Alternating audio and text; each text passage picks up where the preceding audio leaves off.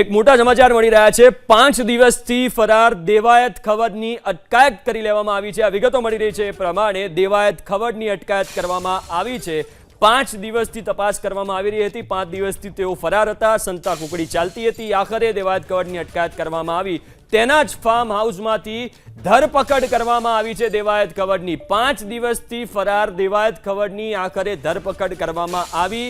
હુમલાનો આરોપ હતો એમની ઉપર। ગાડીને એક યુવકની ગાડીને સાઈડમાં રોકીને હુમલાનો આરોપ હતો।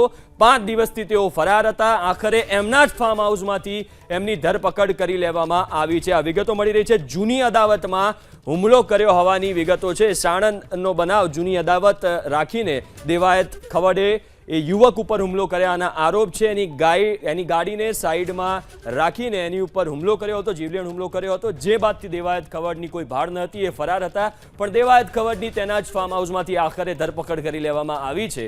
દુધઈ ગામ નજીક તેના જ ફાર્મ હાઉસમાંથી ઝડપાયો છે દેવાયત ખવડ। સતત સંતા કુકડી ચાલતી હતી। પોલીસ અલગ અલગ વિસ્તારોમાં તપાસ કરી રહી હતી। દેવાયત ખવડ પહેલા ત્યાં હોય, પછી ત્યાંથી જતા રહે, ફરાર થઈ જાય એવી વિગતો મળતી હતી।